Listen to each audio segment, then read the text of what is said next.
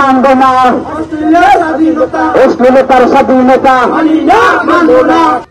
বাংলাদেশ পুরুষ অধিকার ফাউন্ডেশন আইন এবং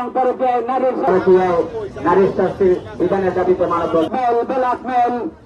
বেলাকমেলতার স্বাধীনতা আজ আওয়াজ হচ্ছে চিৎকার, শুধু চিৎকার আর চিৎকার। বাংলাদেশ পুরুষ অধিকার foundation, Bangladesh men's right foundation 2016 সাল থেকে পুরুষের অধিকার আদায়ে লড়াই করে আসছে। তারই ধারাবাহিকতায় পটুখালী জেলায় আমরা একটা শাখা আনছি পুরুষ অধিকার ফাউন্ডেশনের। আমরা চাই যে পুরুষরা যেভাবে নির্যাতিত হচ্ছে, আইনকে হাতিয়ার হিসেবে ব্যবহার করে, একতরফা যে আইনগুলো তৈরি করা হয়েছে এই আইনকে নারীরা হাতিয়ার হিসেবে ব্যবহার করছে, হাতিয়ার হিসেবে ব্যবহার করে পুরুষের উপর নির্যাতনের স্টিম রোলার চালাচ্ছে। এবং সরকারের দৃষ্টি দেওয়া উচিত যে অনেক আগে ব্রিটিশরা যে আইন তৈরি করছেন, ব্রিটিশরা এই আইনগুলা সংশোধন করা হয়েছে শুধু নারীদের সুবিধার জন্য, পুরুষের সুবিধার জন্য কোনো আইন সংশোধন করা হয় নাই। যেমন পরকীয়া নারীর শাস্তির কোনো বিধান নাই, পুরুষের পরকীয়া সংখ্যা তো 497 ধারায়, পুরুষের জেল জরিমানার বিধান থাকলেও নারীর শাস্তির কোনো বিধান নাই।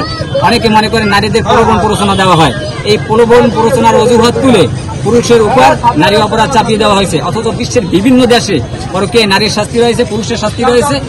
আবার যেসব রাষ্ট্রে পরকীয়ায় নারীদের অপরাধকে বৈধতা দিয়েছে তা নারী পুরুষ উভয়ের জন্য সমান। তা আমরা চাই যে পাকিস্তানে যদি নারীদের শাস্তি থাকতে পারে, ফিলিপাইনে যদি নারীদের শাস্তি থাকতে পারে, চীনে যদি নারীদের শাস্তি থাকতে পারে, মুসলিম রাষ্ট্রগুলো যদি নারীদের শাস্তি থাকতে পারে, তাহলে বাংলাদেশে কেন থাকবে না?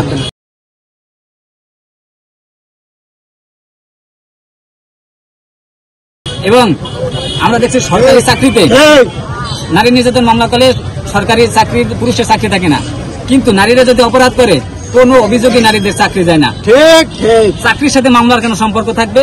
অনেক সেনাবাহিনীর সদস্যরাও ঢাকায় বিক্ষোভ করেছেন, তারা বলছেন চাকরির সাথে মামলার সম্পর্ক থাকার কারণেই স্ত্রীরা যে অপরাধগুলো করছে এই অপরাধের কোনো প্রতিবাদ করা যাচ্ছে না। তাহলে কথায় কথায় নারী নির্যাতন মামলা, কথায় কথায় যৌন হয়রানি মামলা, যৌতুক মামলা ইত্যাদি একবারে পুরুষদেরকে নাস্তানাবুদ করা হচ্ছে। আমরাও প্রকৃত ধর্ষণের শাস্তি চাই, প্রকৃত নারী নির্যাতন শাস্তি চাই, কিন্তু সাজানো পাতানো মামলায় পুরুষকে ফাঁসানো হবে, এগুলো সহ্য করা হবে না, এগুলো সহ্য করা যায় না।